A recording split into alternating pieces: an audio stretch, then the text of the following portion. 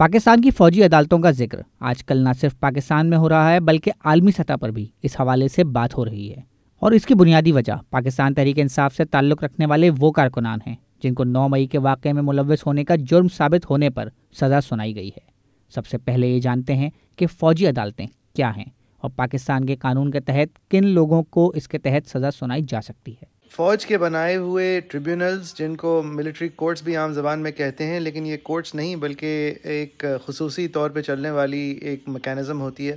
جس کے اندر فوج کے ادارے کے اندر کے ہی لوگ جو ہیں وہ فوج کے انٹرسٹ کے حوالے سے ایڈجوڈیکیشن کرتے ہیں۔ بین الاقوامی طور پہ اور پاکستان میں بھی اگر قانون کا اسپرٹ دیکھا جائے تو وہاں پر سویلینز کے ٹرائل جو ہے اس کی ایک بہت مخصوص گنجائش ہوتی ہے، اور وہ صرف تب ہوتی ہے جب کہ ایک سازش کے تحت سرونگ فوجیوں کے ساتھ مل کر اگر کسی سویلین نے ان کا ہاتھ بٹایا ہو، یا ملٹری کے خلاف کنسپریسی یا ملک کے خلاف کنسپریسی میں کچھ سویلینز کا حاضر سروس فوجیوں کا ساتھ دیا ہو اور ایک پورے مقصد کے اندر ان کا حصہ ہو، تو پھر ان کا ٹرائل بھی کورٹ مارشل کے تحت کیا جا سکتا ہے۔ اور اس کے پیچھے جو نیت ہوتی ہے وہ اس طرح ہوتی ہے کہ اگر کچھ ایسے سویلینز ہیں جو فوج کے ساتھ کام کر رہے ہیں یا حاضر سروس فوجیوں کے ساتھ کام کر رہے ہیں، یا حساس معاملوں کے اندر براہ راست ان کا انٹرسٹ ہے،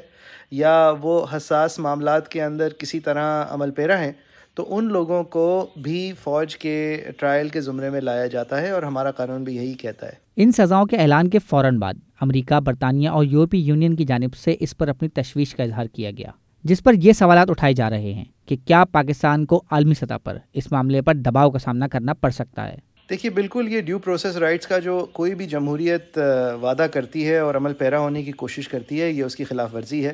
ان سب لوگوں کو ایک فیئر پروسیس نہیں ملا ہے، ان سب لوگوں کو اپنے حق، اپنے جرا کا حق، کراس ایگزامینیشن کا حق، اپنی ایویڈنس کو وصول کر کے اس کے اوپر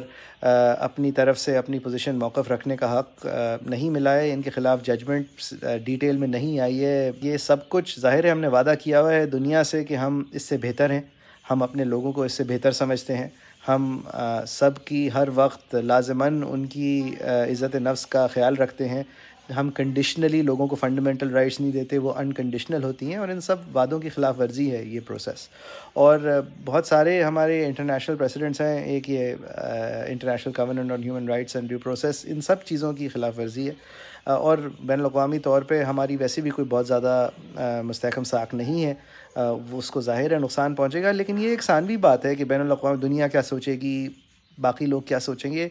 پہلی بات تو یہ ہے کہ ہمیں اپنے بارے میں سوچنا چاہیے کہ ہم اپنے بارے میں کیا سوچتے ہیں، ہم اپنے شہریوں کو کیا سمجھتے ہیں۔ مزید نیوز اپ ڈیٹس اور ڈیجیٹل سٹوریز کے لیے سبسکرائب کریں ڈان نیوز پاکستان۔